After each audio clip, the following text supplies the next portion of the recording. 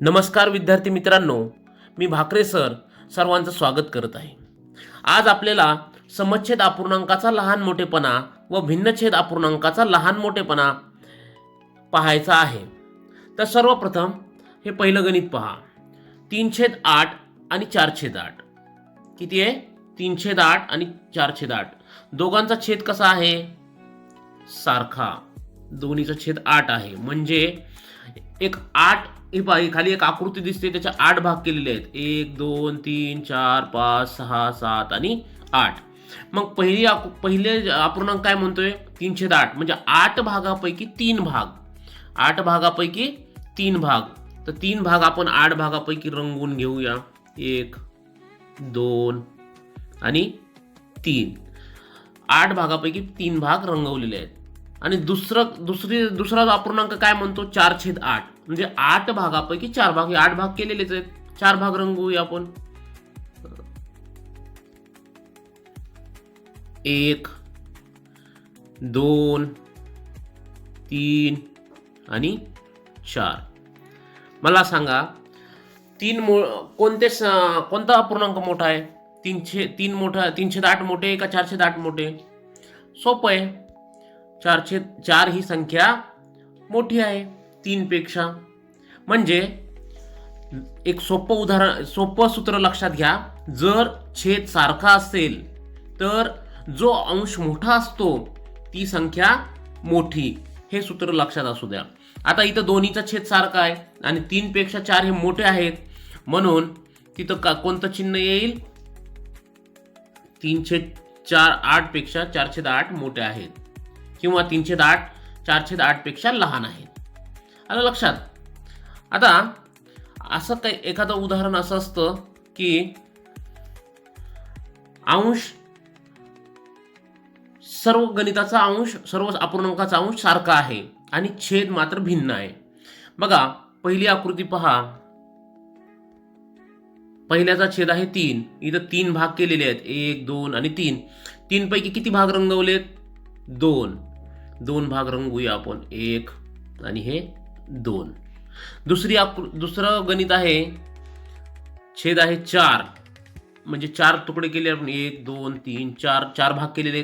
त्यापैकी 2 भाग रंगवले. तिसरं गणित आहे. छेद आहे 5. अंश आहे 2. सर्वांचा अंश सारखा आहे 2. छेद 5 आहे. 5 भाग केले. 1 2 3 4 आणि 5. रंगवले किती? 5 पैकी 2.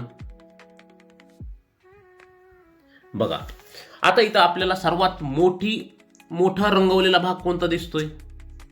2/3 हा आपल्याला रंगवलेला भाग मोठा दिसतोय. सगळ्यात लहान हा दिसतोय.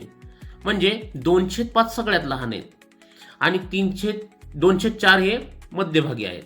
म्हणजे आपल्याला लक्षात येईल, जर अंश समान असेल आणि ज्याचा छेद लहान असेल ती संख्या सर्वात मोठी, आणि ज्याचा छेद सर्वात मोठा ती सर्वात लहान. आता या गणितामध्ये आपल्याला बघा, 2/3 हे सगळ्यात मोठे आहेत. 2/3 सगळ्यात मोठे आहेत. कारण बघा किती एवढी जागा त्यांनी व्यापलेली आहे. सर्वात मोठे 2/3 आहेत. 2/4 5/4 पेक्षा मोठे, 2/5 पेक्षा मोठे, आणि 2/5 ही सर्वात लहान संख्या आहे. म्हणजे अंश सारखा असल्यास ज्याचा छेद मोठा असतो ती संख्या लहान असते. हे लक्षात आलं तुमच्या? आता पुढचं, भिन्न छेद असलेल्या अपूर्णांकाचा लहान मोठेपणा आपल्याला पाहायचा आहे. भिन्न छेद. आता भिन्न छेद असला तर त्याचं लहान मोठेपणा करता येत नाही, आणि लहान मोठेपणा करायचं असेल तर त्यांचा छेद समान करून घ्यावा लागतो. तर प्रथम जे गणित दिलेलं आहे इथं, 3/5 आणि 4/7 या दोघांचा छेद काय आहे? भिन्न आहे, वेगळा आहे. मग या दोघांचा छेद सारखा करायचा आहे. कसा करायचा?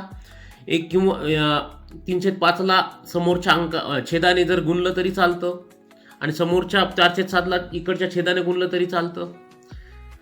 आणखीन मी तुम्हाला एक काल पद्धत सांगितली होती की पाडा लिहायचा रफमध्ये लिहायचा, गणितात नाही. रफमध्ये पाडा लिहायचा. 5चा लिहिला इथं. 5 1 5, 5 2 10, 5 3 15, 5 4 20, 5 5 25, 5 6 30, 5 7 35, पंचाट 40, जेवढं गरज पडेल तेवढं. नंतरचा पाडा आहे 7चा. 7 1 7, 7 2 14, 7 3 21, 7 चोक 28, 7 5 35, 7 सकून 42 आणि बरं ठीक आहे बस.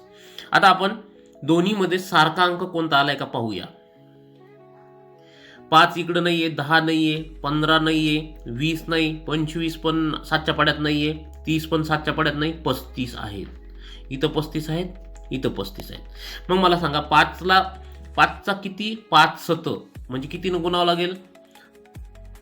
7नं. निघवा. 1 2 3 4 5 6 आणि 7 कितीनं गुणावं लागेल? 7नं. जर छेदाला 7नं गुणलं तर अंशाला सुद्धा 7नंच गुणावं लागेल. आता 7च्या ह्याच्यात पहा 35, 1 2 3 4 5, 7ला कितीनं गुणावं लागेल? 5नं. वर अंशाला पण 5नं. मग 3 7 21, 3 7 21 आणि 5 7 35, 4 पंचे 20 आणि 7 5 35. दोन्हीचा छेद सारखा झालेला आहे, 35 35 झालेला आहे. मग 21 मोठे का 20 मोठे? 21 मोठे. म्हणून 21/35 मोठे, म्हणजेच 3/5 मोठे का 4/7 मोठे? 3/5 मोठे. 3/5 मोठे. हे सूत्र आपल्याला लक्षात येतं. 3/5 मोठे. दुसरं गणित पाहूया. 5/6 आणि 1/8. दोघाचा छेद सारखा नाहीये. इथं 6 आहे, इथं 8 आहे. दोघाचा पाडा लिहायचा. 6 1 6, sin 2 12, sin 3 18, sin 4 24, 6 पंचे 30, 24 पर्यंतच. आणि हा पुढचा पाडा 8चा. 8 1 8, 8 2 16, 8 3 24, 8 चौक 32. बरं ठीक आहे. याच्यात आलं तर ठीक, नाही तर पुन्हा पाडे वाढवावं लागतील. 6 आहे का 8च्या पाड्यात? नाही. 12 नाहीये. 18 नाही. 24 हो 24 आहेत. इथं 24 आहे आणि इथं 24 आहेत. 6ला कितीने गुणावं लागेल? 1 2 3 4. 6ला 4ने गुणावं लागेल. 4. 5ला पण 4ने गुणावं लागेल. आता 8च्या पाड्यात किती? 1 2 3. 3ने गुणावं लागेल. आणि छेदाला पण अंशाला पण 3ने गुणावं लागेल. 5 चोक 20, साइन चोक 24, 1 3 3, 8 3 24. आता पहा याच्यामध्ये 5/6 दोघाचा आणि 1/8 यांचा आपण काय केले? छेद समान केलेला आहे. दोघांचा छेद किती आलेला आहे? 24 24. मग अंश पाहायचा. अशा वेळेस छेद समान असेल तर अंश पाहायचं. 20 अंश आहे म्हणजे 20 3पेक्षा मोठे आहेत, म्हणून 20/24 3/24 पेक्षा मोठे आहेत. म्हणजेच 5/6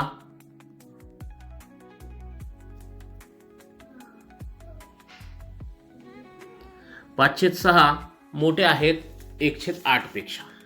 शेवटचं गणित पाहू आपण. 7/8 आणि 14/16. दोघांचा पाडा लिहायचा आहे.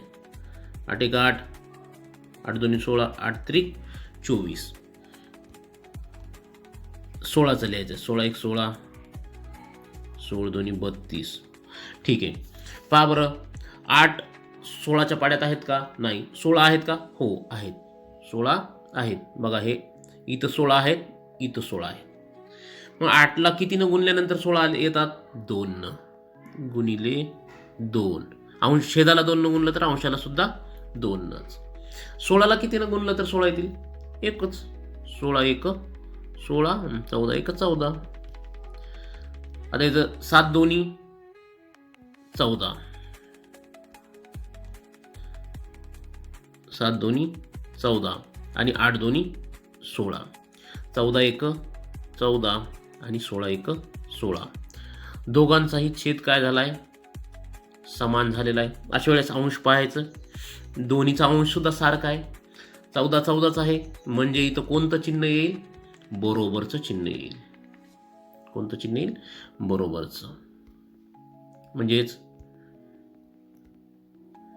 7/8 आणि 14/16 कसे आहेत, बरोबर आहेत. अशा पद्धतीनं आपल्याला समच्छेद अपूर्णांकाचा लहान मोठेपणा ठरवता येतो. आता उद्याच्या तासिकामध्ये आपल्याला समच्छेद अपूर्णांकाची बेरीज कशी करतात ते पाहायचं आहे. आजच्या पाठात एवढंच. धन्यवाद.